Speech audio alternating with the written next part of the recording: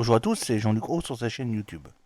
Aujourd'hui, nous allons parler des nouveaux drones de l'Iran, développés spécialement pour la Russie, et aussi des drones iraniens qui sont désormais utilisés en Russie, mais pas uniquement le Shahed 136, mais bien d'autres.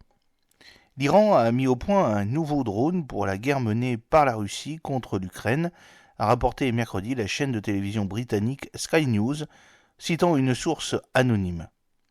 Le drone, appelé Shahed 107, est décrit comme un véhicule aérien sans pilote, c'est-à-dire drone, doté de capacités explosives et de reconnaissance.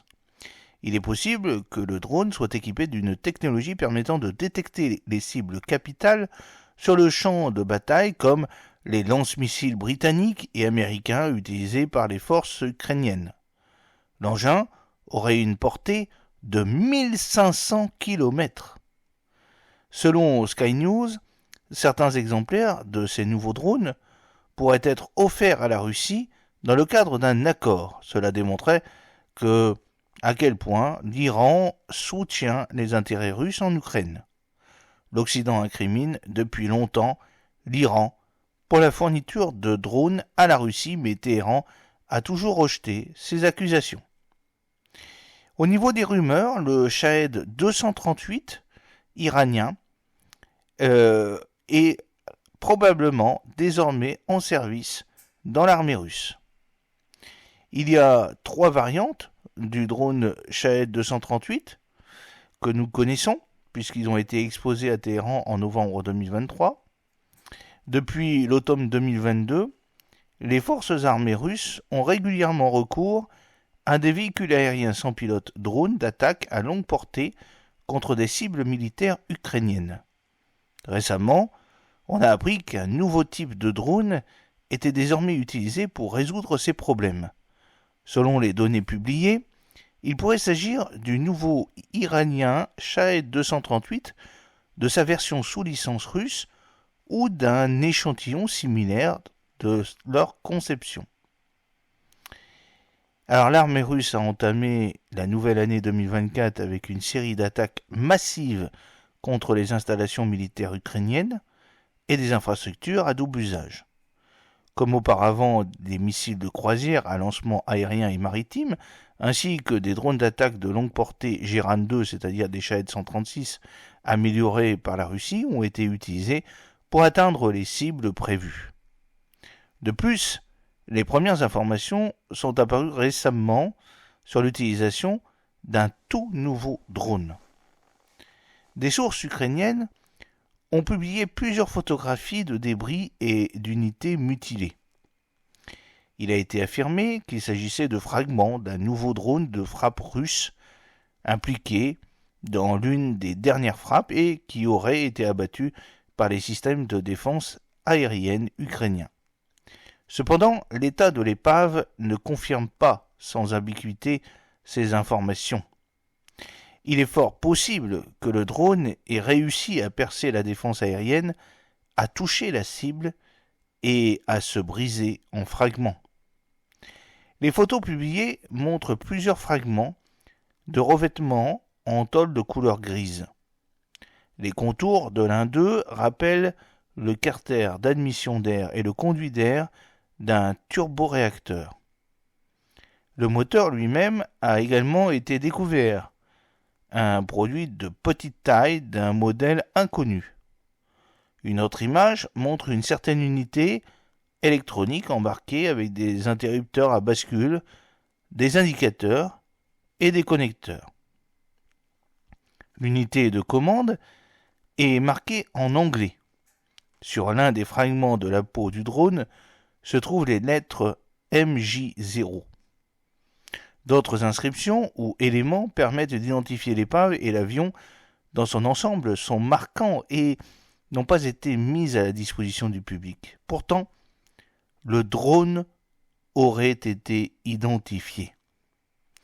La partie ukrainienne affirme qu'il s'agit d'un véhicule d'attaque iranien Shahed 238 développé et présenté dans un passé récent.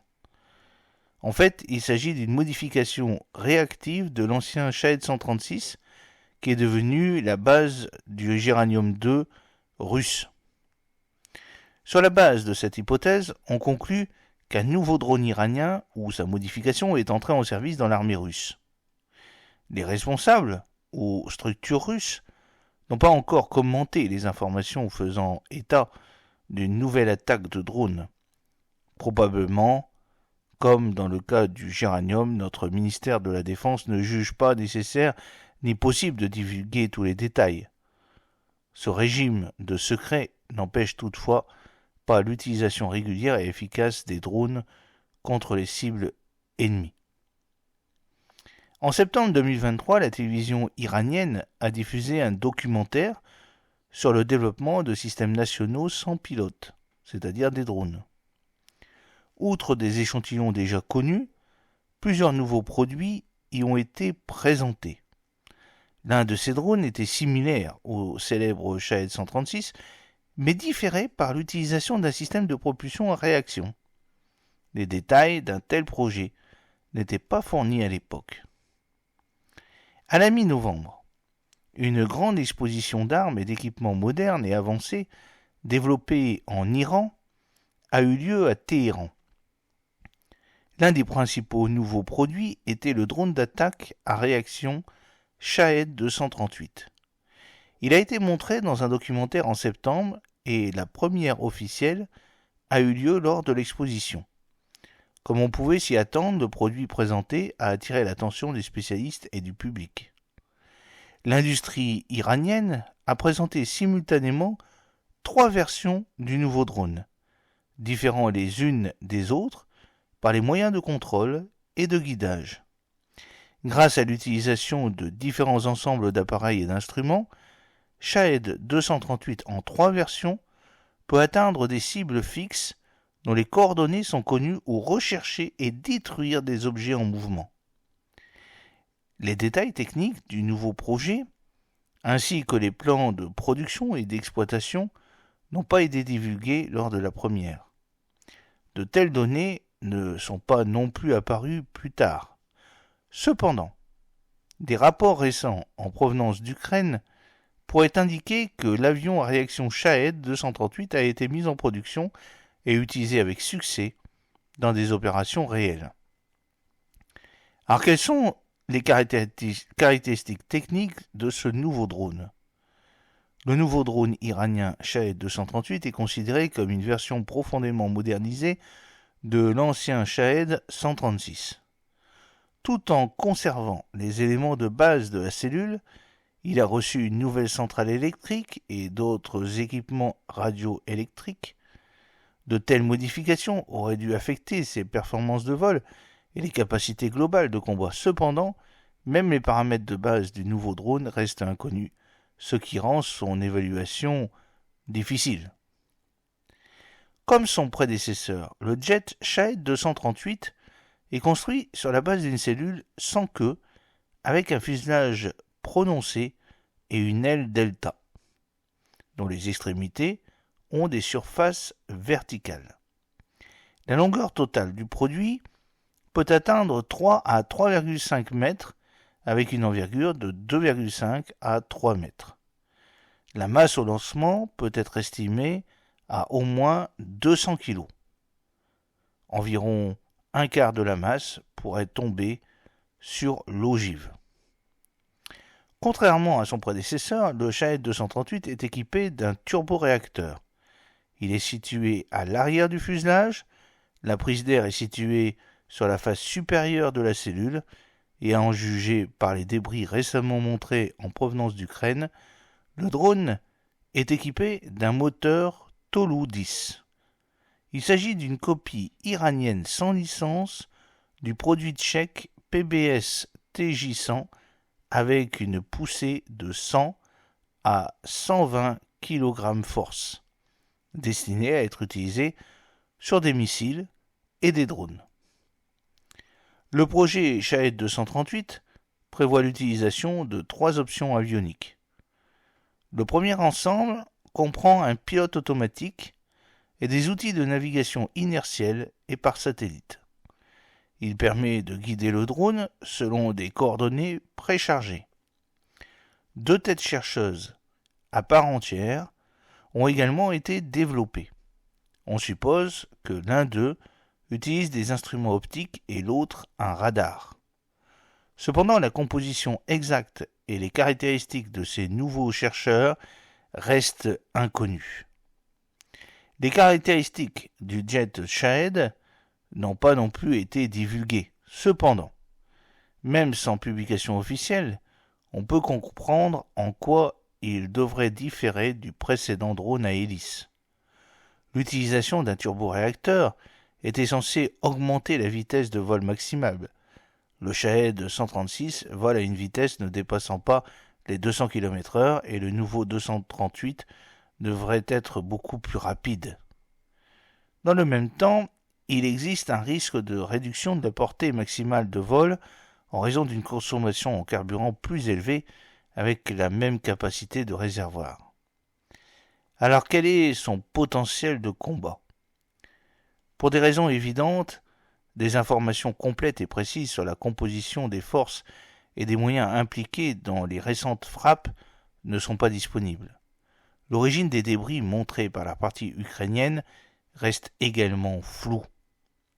Dans le même temps, une version est exprimée sur l'utilisation du drone Shahed 238 ou de sa version localisée en Russie. On ignore encore dans quelle mesure ces hypothèses correspondent à la réalité, mais il est déjà possible d'envisager le nouveau drone iranien du point de vue de sa nouvelle utilisation dans le cadre de l'opération en cours. D'une manière générale, un tel système de frappe serait utile et donnerait de nouvelles capacités à leur armée. Le jet Shahed pourrait compléter les géraniums existants et rendre la gamme de systèmes de frappe sans pilote plus flexible, augmentant ainsi encore son efficacité. Shahed 238 diffère de ses prédécesseurs par ses caractéristiques de vol. L'augmentation de la vitesse de vol obtenue grâce au turboréacteur réduit le temps de trajet jusqu'à la cible et réduit les chances de représailles de l'ennemi. Dans le même temps, la réduction du rayon d'action due à l'augmentation de la consommation de carburant impose de nouvelles exigences en matière d'organisation des attaques, sur le choix des sites de lancement et des cibles, et sur le tracé des itinéraires. Les Giran 2 existants, visant des coordonnées données, se sont bien comportés lors de nombreuses frappes. Le Shahed 238 conserve ses fonctions et acquiert également de nouvelles capacités. Deux autodirecteurs de types différents ont été développés pour détecter et suivre une cible. L'utilisation de telles têtes devait augmenter la précision de frappe des objets fixes et garantir un travail efficace sur les objets en mouvement. Apparemment, le nouveau Shahed 238 conserve une certaine unification dans les développements précédents. Ainsi, la production et l'exploitation de ce drone ne devront pas être maîtrisées à partir de zéro. De plus, la production parallèle et l'utilisation des deux produits proches l'un de l'autre ne poseront pas de difficultés. Ainsi, l'armée russe semble disposer d'un nouveau système de frappe sans pilote avec un grand rayon de combat. Le premier épisode connu de son utilisation a eu lieu il y a quelques jours et des informations sur de nouvelles attaques pourraient apparaître dans un avenir proche. À l'avenir, si les décisions de commandement et les capacités techniques sont appropriées, les attaques de nouveaux drones pourraient être régulières. Avec tout cela, le côté technique des dernières frappes reste discutable. Le type de nouveau drone, son origine, ses caractéristiques, ses capacités ne sont pas connus de manière fiable et jusqu'à présent, nous ne pouvons nous fier qu'à des estimations et des hypothèses individuelles. Cependant, compte tenu de l'expérience passée, on ne peut exclure que la version concernant un nouveau drone iranien soit vraie et que l'armée utilise à nouveau des développements étrangers. J'espère que cette petite vidéo vous a plu. N'oubliez pas de cliquer sur le pouce pour la promouvoir, de vous abonner si ce n'est pas encore fait, et de partager cette vidéo sur vos réseaux sociaux. À très bientôt, fidèlement, Jean-Luc Haut.